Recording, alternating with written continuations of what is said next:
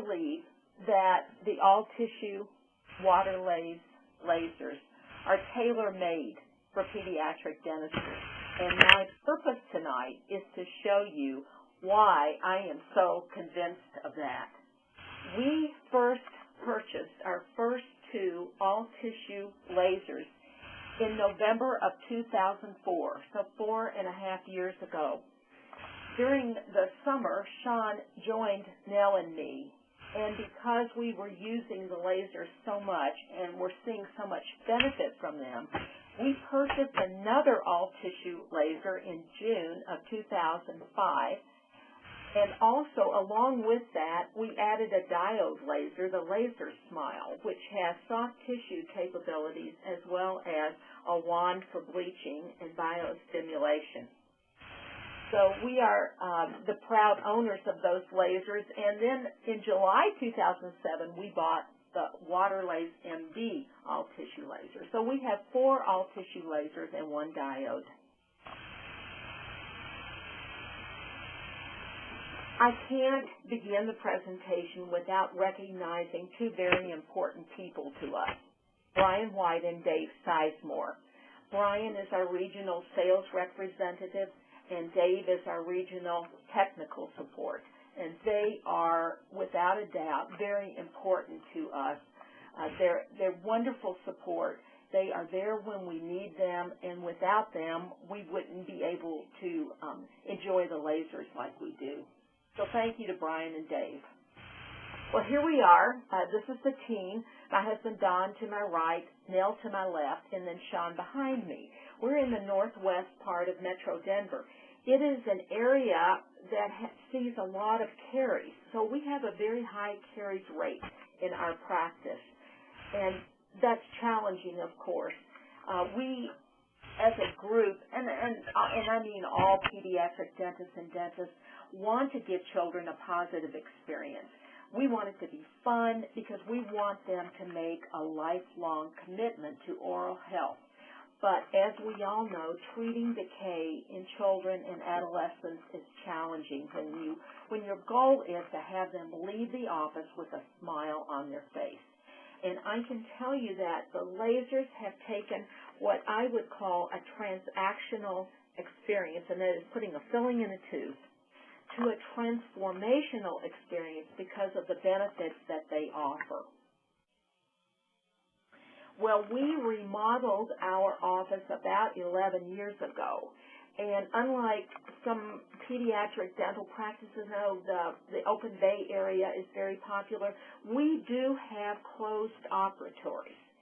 And of course, we did not design the office around the lasers. We didn't have them at that time, but we find that they fit very nicely in our rooms and sit next to the doctor. They're easy to move, and we have 7 operatories, so we don't have to move the 4 lasers often, but they are easy to move around. Well, I need to make a disclaimer to start with. I was told by Biolase, now Betty, don't make this sound like an infomercial. But I want to tell you that after 4.5 years, I do not own stock in the company. I'm going to be very truthful, but I have to add this in, that my experience with the company has been absolutely wonderful, and I am a hard sell. I have visited both headquarters, the original headquarters in San Clemente, as well as the new headquarters in Irvine. It is a wonderful facility. It is modern. I have met the head engineer, Dimitri. I've met Awana, who is the PhD head of research, who is conducting some clinical trials around the country. I have great faith in the company, and I feel like the investment that we have made in our lasers is a good investment, and that the company is very sound. I'm quite impressed with them. So that's my disclaimer, and that I'm not paid to do that. So let's start with the presentation. We do use nitrous oxide on children. We don't use it on all children, but we find that it's a nice adjunct. And we have movies that we play in the ceiling. So the children get headphones, they watch a movie, and many of the young children do get nitrous oxide. I'm certified through the American Society of Clinical Hypnosis. And it just zones the children. And that combination with the laser is perfect. So why did we look at lasers? What was our impetus back in 2003 when we started to consider them? Well, truthfully, we were totally honed in on the hard tissue application, not the soft tissue application. We wanted an alternative to local anesthetic. It promised more treatment in one visit, and it promised to avoid the complications of local anesthesia, of which we were all aware, the postoperative discomfort, particularly in young children, lip biting, the combination of local anesthesia and sedation. We do sedate young children when it's necessary for behavior guidance, and it's just an avoidance of another drug. Well, the advantages that we have seen for the all-tissue laser is it's more fun. It's a very versatile piece of equipment. You can do cavity preparations. You can remove bone, soft tissues, operculectomies, gingivectomies, rhinectomies. You can do pulpotomies, and then you can do sealants. Some of the other advantages are the procedures that can be done without a local anesthetic. Operculectomies, gee, this is a big one. We all work on partially erupted molars, whether we are doing sealants or doing restorations. And many times these teeth, in order to get good isolation and get good bonding, it's necessary to remove some tissue from the distal aspect of the tooth. Operculectomies are a breeze with these lasers. No bleeding.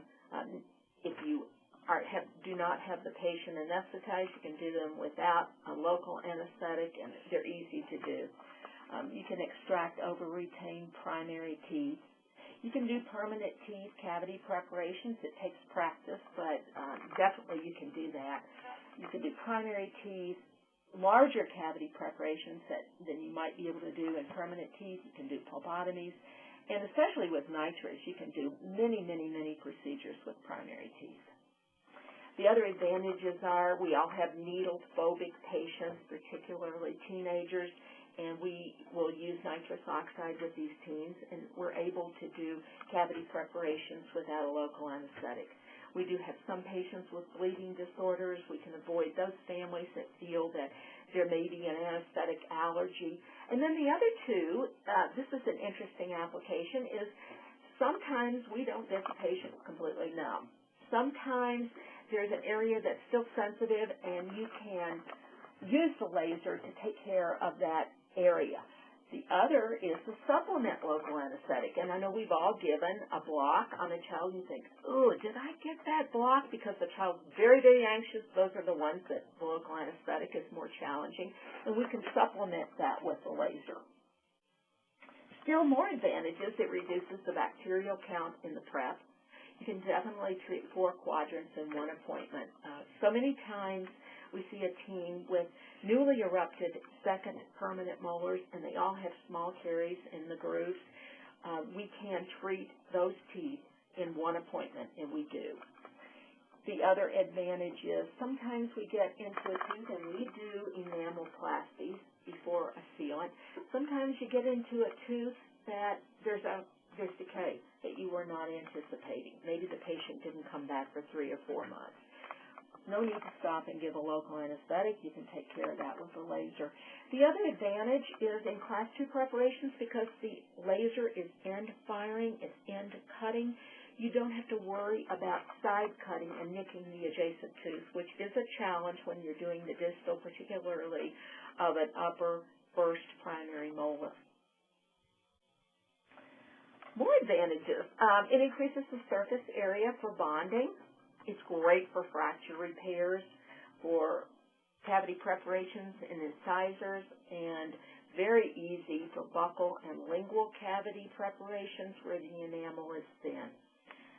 Because there is a refrigerant effect, it doesn't cause pulpal damage. In fact, it has shown it slightly decreases pulpal temperature, and it does remove the smear layer. This is a picture of me when I first got my Ritchie breakaway bicycle, and you open the case and look at all the parts and think, oh my goodness. Well, that's the way I felt with the laser, because there are a lot of different variations. There's tip size, there's wattage, there's hertz variations, there's water, there's air, and so you feel a little bit overwhelmed, but don't worry, just take it slow. It's fun. That's what is so neat about the laser, is I got the first 2 lasers when I had been in practice 31 years. I was ready for a new adventure, and it has really made practice more interesting. So my advice to you, if you get a laser, because I know I've talked to people who have gotten a new piece of equipment and they set it in the corner because they're a little intimidated by it, and they get into a routine in the office, don't do that. Get that laser and put it right next to you and use it. Practice first on wet. It has to be wet because this tissue is water-seeking. That's why you can use it on any tissue in the body. Practice on wet extracted teeth. Start with one procedure, and I would recommend you start with a patient who is anesthetized, just to give you confidence. Have it done on you. When we first got our lasers, I have gingival recession, and I have quite a bit of cementum exposure. I had 3 different cavity preparations, 3 different times done with the laser, no local anesthetic. I will guarantee you that you could not touch a high speed or slow speed to my root surfaces. I don't like to have them cavitroned. But I had 3 different procedures done on root surfaces with the laser. I did not feel a thing. Those restorations are still there. They've been there over 4 years, and they look great. Do it on the staff. Do it on your staff's children. That will get everyone in the office excited about the technology. And the fun terms we use for children when we describe the laser is we call it a popcorn popper, or sometimes we call it the bug blaster, and that's what I called it this morning on a little boy. And then the glasses for the wavelength of the laser that we're using, the erbium laser, we call those the splash glasses. Here are the challenges when you're working on a pediatric patient. How do you like the picture of that kid? Sunglasses, nitrous oxide, rubber dam, and we use a gauze over the splash glasses that we put on top of the sunglasses. So just working on this little alien child. Well, the challenges are the tongue, saliva, because we know they hypersalivate, the access to get in with the handpiece, the angle of the tip that we use to ablate the tissue. Kids move, and you've got to be careful about nipping the tip or burning the mirror. Burning the mirror, what that means is if you're working on a tooth that is next to an amalgam or next to a stainless steel crown, you can't put the laser tip near metal because it reflects the light back up into the mirror and can burn it. So that's a challenge that we have. And the other is the noise. I've heard that mentioned before. I don't find the noise of the laser a problem at all. They've got headphones on. They're watching a movie. It's not a frightening or intimidating noise. And by the time you get the high-speed suction going, you can't hear it anyway. So the auxiliary aids that we use to counteract those challenges are a rubber dam, a mouth prop. We find a mouth prop imperative with children because it protects them. It protects the tip, it protects their cheek, and they don't realize what we are doing, and they'll close down at the most inopportune moment.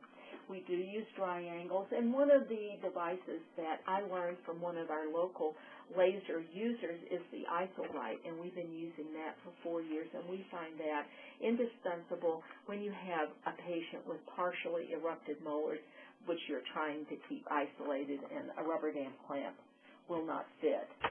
We all use loops 4.5 power because I think that's necessary to really see the ablation. So the IsoLite is a great tool. I don't own stock in that company either, but it's a wonderful device if you're working with partially erupted teeth. So the laser anesthesia, what is it about this laser anesthesia? Does it really work? Well, I have to tell you a story. First week we got our lasers, this was in November 2004. Absolutely one of our worst patients in the practice came in. He cannot have nitrous oxide. He cannot have epinephrine because he has a severe cardiac anomaly, and his cardiologist will not let him have that. And, of course, on top of all that, he has horrible teeth, so he has a lot of decay. And I had to do the lower left quadrant. Well, I started working, and I decided I'm going to use the laser on this kid. I don't have a lot of confidence with it, but he's one person that if it works on this little guy, it's going to work on anybody. So I used a tack. I used some topical anesthetic. I put the rubber dam on, and I started with the depolarization technique, the use of laser anesthesia. And I used that. I started. He was doing great. He wasn't moving. Previous to that, he would have been kicking, screaming, and you would have heard him down the block. He wasn't moving. So wouldn't you know it, it was a huge cavity. I got pulp exposure. Well, I freaked out. He didn't freak out. And I looked up at his mother and I said, I'm going to give him a shot.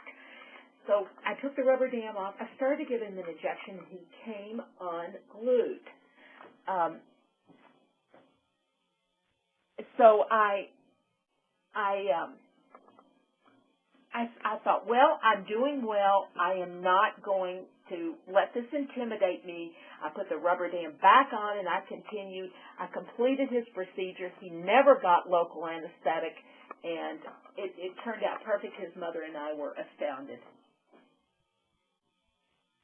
So the laser anesthetic technique that I use is to start with a low wattage, and I get a feel for the enamel. There's less noise, it's less intimidating, and there's less charring, and you can start immediately. Because that gives you a sense of what the patient tolerance is. Some of the limitations of the anesthesia is some patients are very sensitive.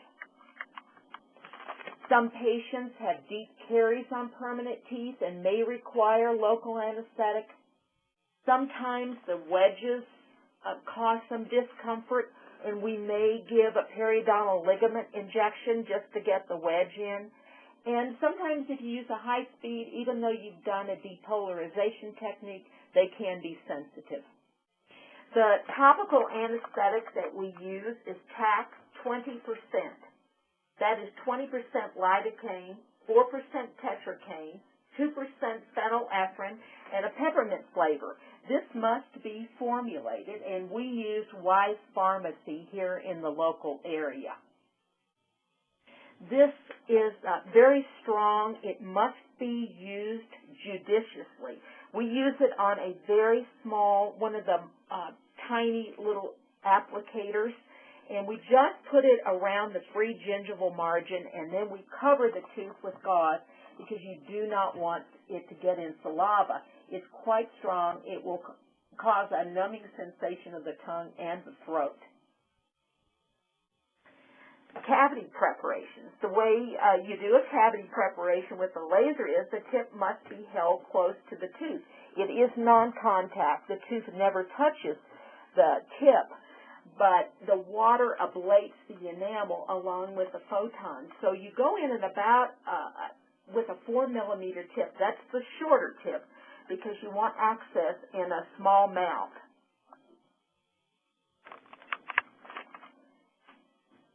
The slow-speed handpiece can be used after the enamel is ablated because it will cause the enamel to be powdery.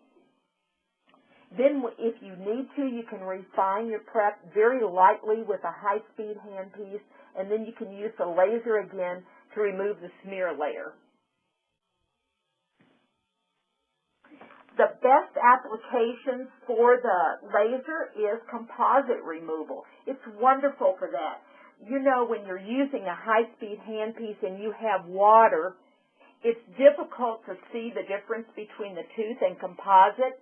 But with a laser, it's very easy to see, and you can watch the composite melt away in front of the tip. It's great for anterior cavity preparations because you can use a low wattage, and the enamel is thin there, and it cuts quite readily. It's great for fracture repairs because it increases the surface area for bonding. Buccal and lingual cavity preparations are easy, again, because the enamel is thin and it cuts quite quickly. Sealants are terrific because you can use just a little bit of increased surface area and clean those grooves out. You do need to alter the settings, and you can do that with more air, more water, change the hertz. if you're using an isolite, they can tolerate more water.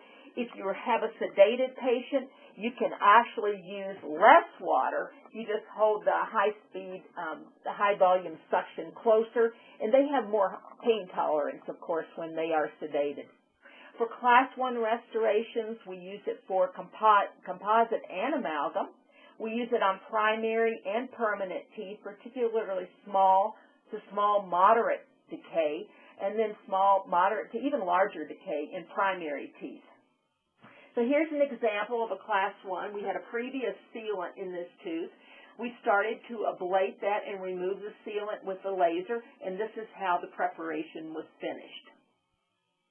For Class 2s, primarily we use it on the primary dentition, and on the permanent teeth if they are sedated or they have nitrous oxide. For Class 2s, the wedge can be a challenge. We like to use that tack 20%, and then we use the rubber wedges and do a very slow insertion with our finger and just tease it in. Here's an example of a Class 2 preparation in a primary tooth, and if you look closely on this top slide, you can see a little bit of charring. That is my fault. A little too much wattage there, so I backed off, and then I finished the preparation with the slow speed and just very lightly with the high speed. There's an example of the rubber wedges that we use. And here's more wedging. This is what I was talking about earlier, where you need to be careful about not getting the tip too close to stainless steel because you will burn the mirror. Doesn't hurt the child. They don't know anything, but it will hurt the equipment. Class 3 cavity preparations. Here's a lower primary incisor. I did this with the laser, no local anesthetic. I did this very small lesion on the lateral on a teenager. This is where the bonding for a fracture repair is great. Many times we need to do Band-Aids. The child comes in and they have had trauma. Their lip is lacerated. They are upset. You really don't want to do a local anesthetic and bevel the tooth and cause more trauma immediately, so you want to do a Band-Aid. You can use the laser to increase the surface area around the fracture and put a nice Band-Aid on until the child has healed and you can do a definitive restoration. Class 5s are a dream with these all-tissue lasers. The top slide shows a lesion on the lingual that was prepared with the isolite for isolation and with only the laser, no local anesthetic. Same thing for this tooth below, this premolar that came in that was hypoplastic, and I used the laser to prepare the tooth, and then I used our diode laser to remove the tissue around it in order to gain access and to not have bleeding so that the restoration could be restored and isolation maintained. Here's when we use a local anesthetic, obviously to take permanent teeth and primary teeth out if there's any root. We use it when we do pulpotomies and stainless steel crowns. We use local anesthetic for deep lesions. For Class 2s and permanent teeth, if we need to, for a wedge, and then we can supplement it with a laser if we do have local anesthetic if we need to. And a lot of times for amalgam removal, if there is no nitrous oxide, because of the problem with the tip and the metal. Now, you can do a depolarization technique, and we do that on primary teeth. I just did it today, and I removed the amalgam with a high speed, but I anesthetized the tooth first with a depolarization technique. Extractions are wonderful with the lasers. You can use either a T4 tip or you can use one of the longer Z tips. Low wattage, you go around the periodontal ligament like a sewing machine motion, and that frees up the periodontal ligament, and it is great for these first premolars that we need to remove for orthodontic reasons where they have thin bone on the buccal, and you don't want